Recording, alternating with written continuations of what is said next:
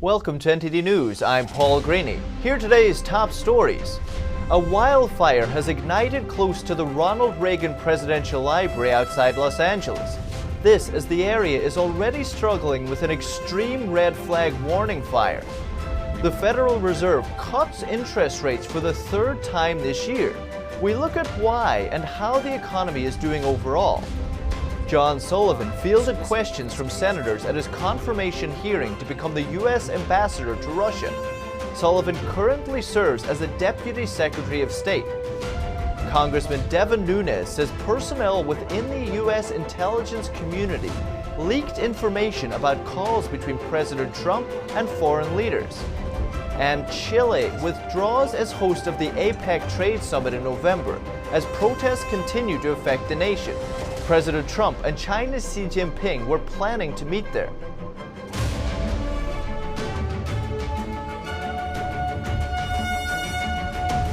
A fast-moving wildfire has threatened thousands of homes and the Ronald Reagan Presidential Library and Museum outside Los Angeles today.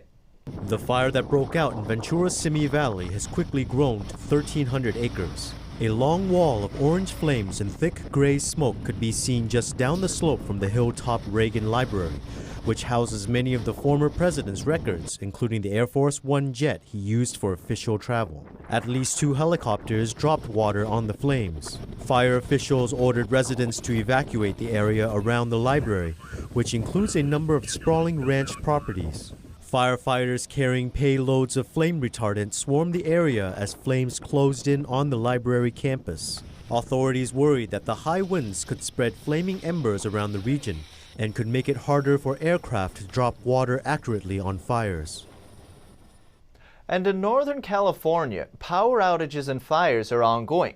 Many people have been forced to leave their homes, but some insist on staying. NTD's Eiling Ang has the story. Most fire refugees leave their homes to stay in evacuation centers like this one in Santa Rosa. We were evacuated Saturday, so we've been here since Saturday.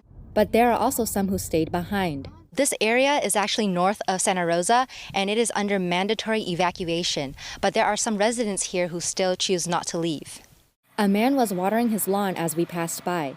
We stopped to ask him why he's still here. His wife is at an evacuation center, and his mother is currently living in a relative's home. Only he stayed behind. Figured if I could do something to try to save the place, that's what we can do, And we're also, a lot of our neighbors took off, and so I'm keeping in touch with them, feeding, like there's a neighbor 2 houses down, they had to leave their horses, so we're taking care of them, feeding them. Since PG&E shut their power off on Saturday, he has been powering his home with a generator.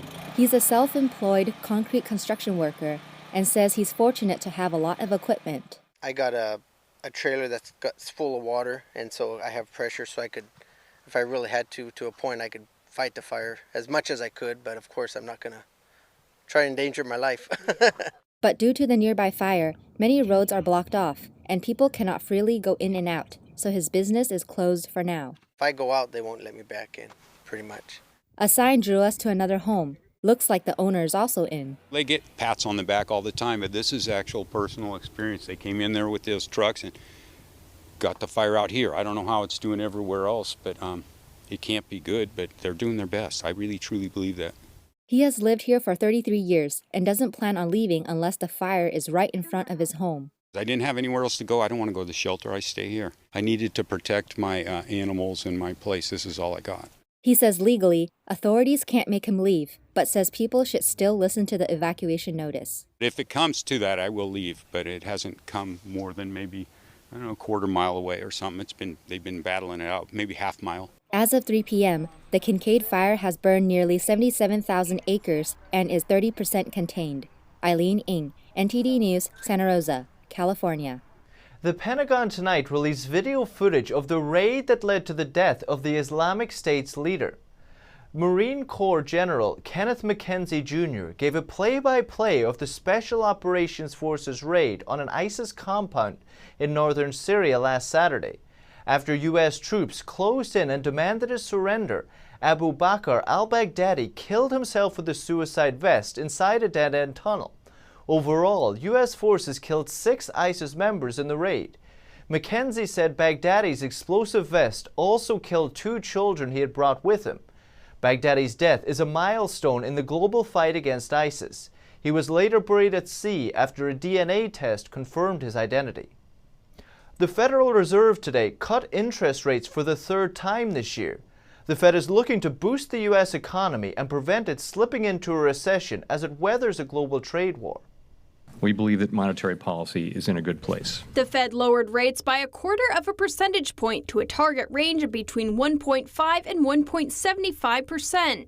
We took this step to help keep the U.S. economy strong in the face of global developments and to provide some insurance against ongoing risks. The ongoing risks he sees are threefold: unsettled trade deals, slowing global growth, and declining manufacturing output and business investment. Looking ahead, we continue to expect the economy to expand at a moderate rate. The rate cut comes as the Commerce Department announced good news for the economy Wednesday. Commerce data showed GDP expanded at a 1.9% annualized rate, higher than was forecast. A Bloomberg survey estimated growth would be around 1.6%.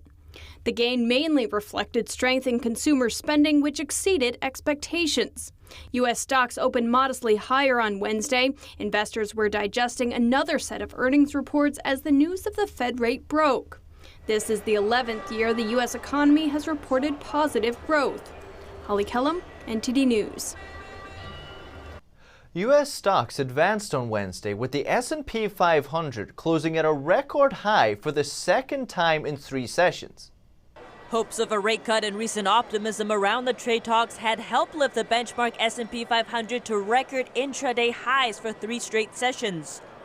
I think the Fed partly learned a lesson last year, right? There was such expectation of a move in December that didn't come, and the markets imploded. So I think this also reflects a little bit of learning how to communicate, and they want to make sure we don't have an expectation going into December.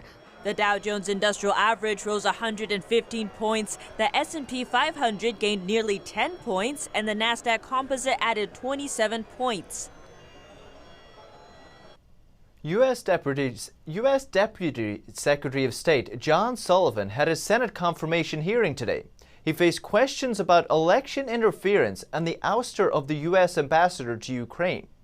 Sullivan, the 2nd highest ranking official at the State Department, is President Trump's nominee to be the U.S. ambassador to Russia.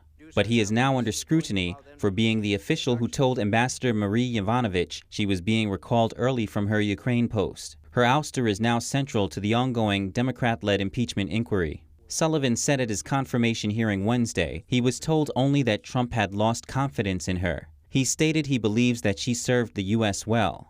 In your view, was there any basis to recall Ambassador Yovanovitch early? Yes, there was. The president had lost confidence in her. The president had lost confidence in her? Yes. And you were told that by the Secretary of State? I was. Did you ask why he lost confidence in her? Yes. And what was the answer? I was told that he had lost confidence in her, period. Sullivan faced intense questioning from committee Democrats. When asked if Trump or his personal lawyer, Rudy Giuliani, had advocated withholding nearly $400 million in military assistance to Ukraine in exchange for the opening of a probe into former Vice President Joe Biden's family, he said he couldn't say. However, he emphasized the president's desire to fight against corruption. And I think you said, and I think everyone has said and agrees, that if it was strictly a political rival to be investigated, that would be wrong. What happens if the political rival is somehow involved in corruption in the Ukraine? That becomes a lot dicier question, does it not? Whether a president has to look the other way if indeed a political rival is involved in.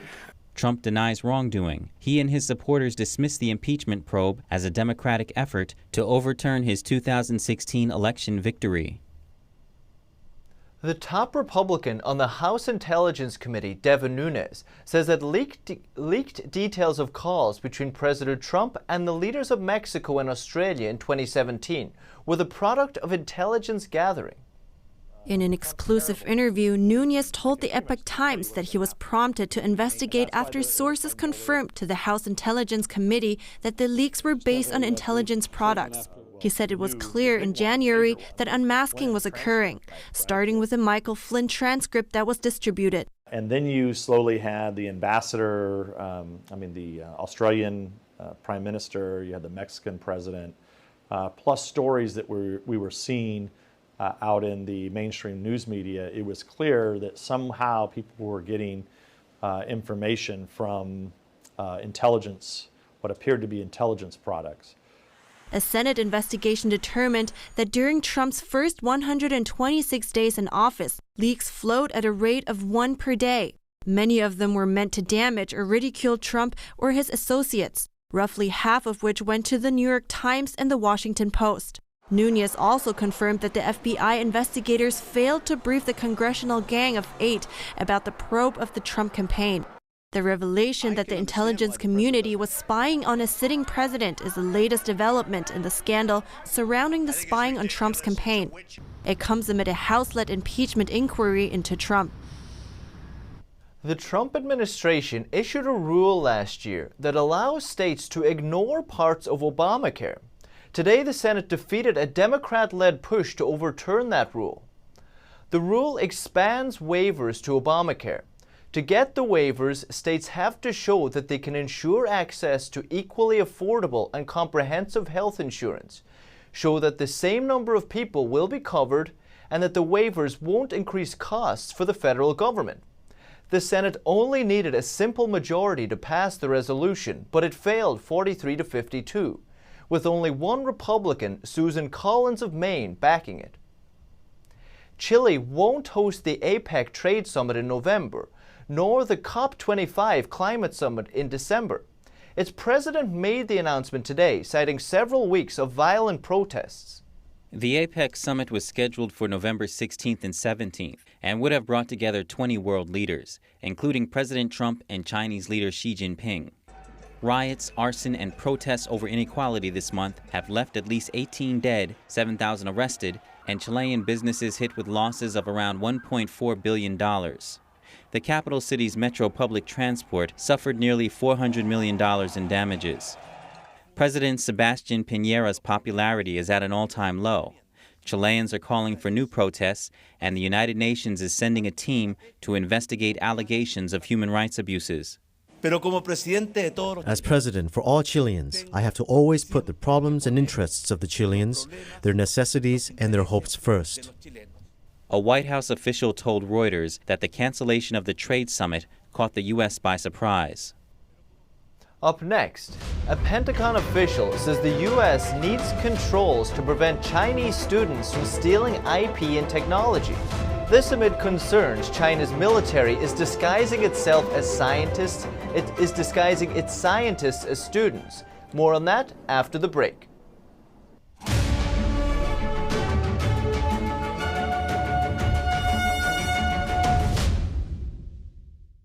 Next, former House Speaker Newt Gingrich talks about what U.S. politicians and the business community got wrong about China.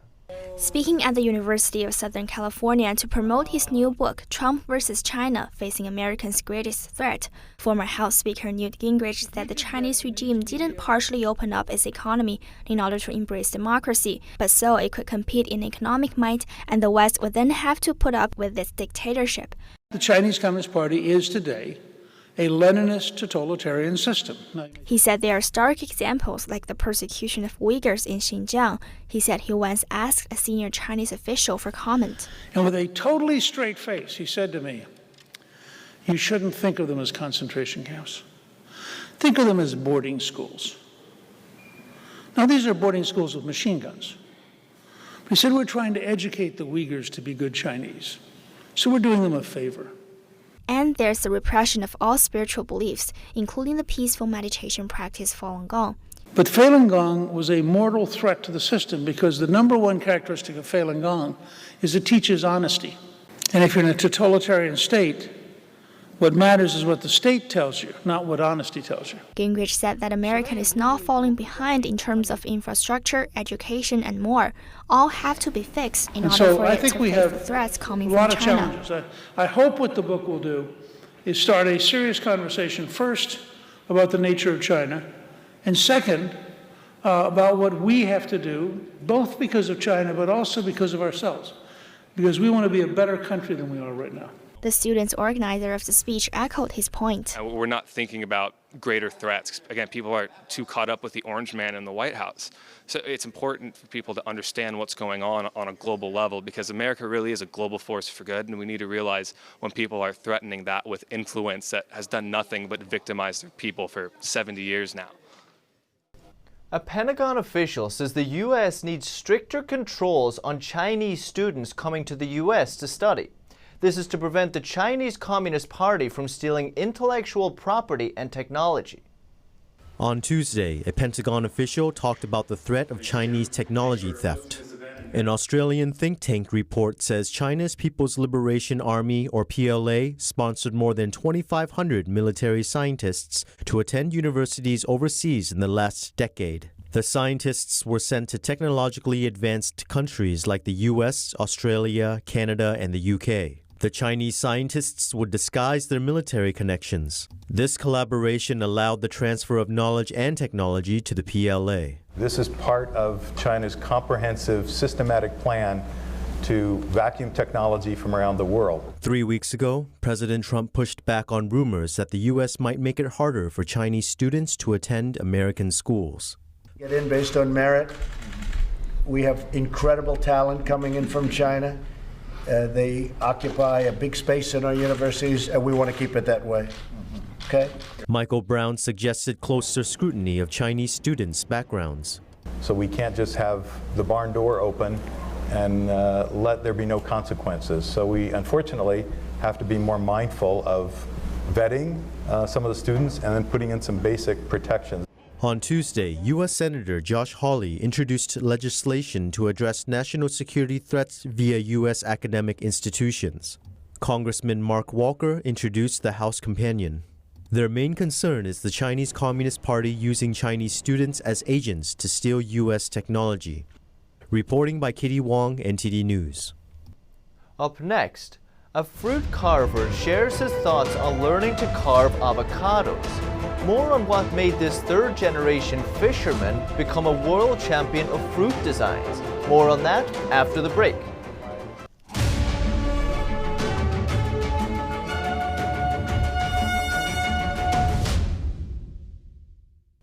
Twitter's CEO said today that the social media platform will ban political advertising around the world.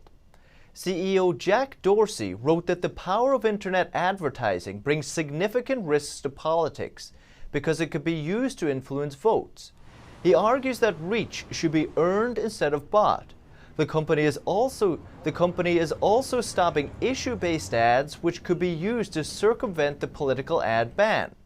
The final policy will be released November 15th and will go into effect November 22nd.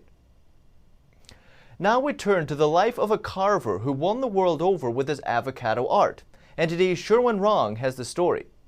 One has to be very dedicated to wake up at 5 a.m. and work until midnight every day. I believe when you love something, it's like, if you love your job, it's like you never worked in your entire life. Daniele Baresi, born and raised in Italy, now calls Sydney, Australia home. The two-time world champion carving designer grew up as a third-generation fisherman, but now he is chasing his passion for artistic fruit carving. But their life is a hard life, and thanks to their life, inspired me to do even more. He fell in love with the art form 10 years ago after he saw a beautifully carved pumpkin and was motivated to create his own. The first artwork for me is the best. And because I really liked it, that gave me inspiration to go ahead. Each day he practiced with one goal in mind, to make his passion a reality. His artwork has received heartwarming attention from around the world, which motivates him to continue improving and challenging himself. I never say I can't do that because I want to try. And then I say, well, at least I tried. When you make a mistake, never feel frustrated. Think on it, focus on it, and you're gonna end up doing something special. His years of hard work paid off in 2017 when his avocado art went viral on Instagram. And then I did a beautiful design, which I never thought I can do that on an avocado. Now he is challenging himself to carve other materials, something he never believed he could do before. Like today, I can't say I'm like yesterday, but I can't even say I'm like tomorrow. Tomorrow I think I'm going to be better than today. That's what I always think. But Raisi strives to make the impossible possible. Reporting by Xu and Rong, NTD News. Up next, film director Roland Emmerich completes his dream project Midway. A film about the decisive World War II battle is produced with the help of the U.S. Navy. More on his artistic journey after the break.